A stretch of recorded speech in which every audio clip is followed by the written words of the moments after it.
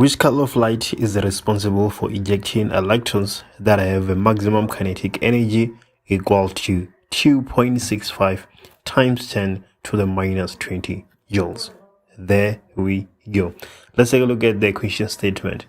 Red light, blue light, and green light are shown simultaneously on a sheet of potassium, as shown in the diagram below. Each color of light consists of a single frequency. Two maximum kinetic energies of the ejected electrons are possible. Two maximum kinetic energies of the ejected electrons are possible, namely 6.96 and 2.65 times 10 to the minus 20 joules. Each ejected electron has only one of these maximum kinetic energies. Okay, let's go back to our question. Which color of light is responsible for ejecting electrons that have a maximum kinetic energy equal to 2.65 times 10 to the minus 20 joules? So we need to understand what is going on. We need to think about what is going on before we can answer this question. So we have two maximum kinetic energies of the ejected electrons, right? But we have three lights that are being shown on the potassium sheet. So what does that mean when we have two maximum kinetic energies? It means that one of the lights is actually not ejecting electrons. Which one can it be between red, blue, and green? We need to go to our spectrum, right? Red, orange, yellow, ROIG, BIV. So red has the lowest frequency, right? So it's the one that is least likely to eject electrons compared to blue and green, as you can clearly see. So if we have only two maximum kinetic energies, it means that green and blue are ejecting electrons, but the red light is actually not ejecting electrons. So which color of the light is responsible for ejecting electrons that have a maximum kinetic energy of 2.65? So we then need to compare these kinetic energies to the lights that we have. Blue should be the one ejecting electrons with the most amount of energy. Okay, so between 2.65 and 6.96, 6.96 is greater, right? So it should be blue, it should be green that emits electrons with an energy of 2.65, and then blue will emit electrons with a kinetic energy which is greater than that of green, 6.96 in our case. So the answer to 10.2.1 is green, right? Green should emit electrons with less kinetic energy compared to blue. So that is 10.2.1. But in saying that, I've answered 10.2.2 as I'm explaining 10.2.1, right? Because that's what the question says. Explain the answer to question 10.2.1. So 10.2.3, the electrons with the maximum kinetic energy of 2.65 times 10 to the minus 20 joules are ejected by light that is a frequency of 5.85 times 10 to the power 14 hertz. Calculate the frequency of the light that ejected electrons with a maximum kinetic energy of 6.96 times 10 to the minus 20 joules. Okay, so what are we looking for? We are looking for the frequency of the light that emits electrons with a maximum kinetic energy. So EK max, that is equals to 6.96 times 10 to the minus 20 joules. So how can we solve this question? Well, we can just say that the energy is equals to the work function plus EK max. And then energy plus constant multiplied by the frequency, right? Planck's constant, as the name suggests, is a constant. So this will allow us to find the frequency.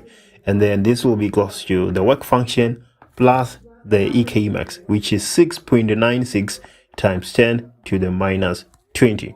So there we go. This is the EK max. But you can see that we have a problem that is arising here. We don't have the frequency, but we also don't have the work function. But with the information that we're given, we can be able to calculate the work function for ourselves, right?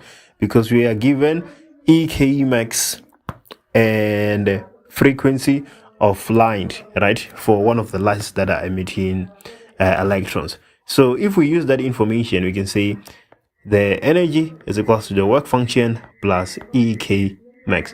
We want to use this information so that we can find the work function, right, which will be equals to the energy minus EK max. So how are we going to find the energy?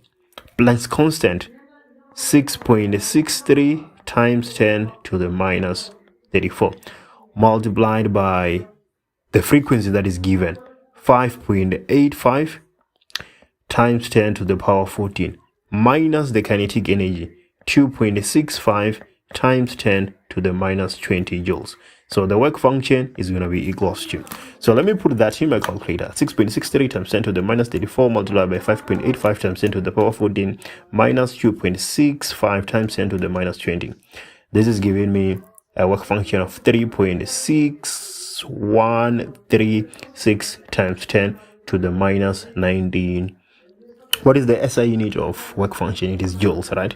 So this is the work function. We can then substitute it back into this equation.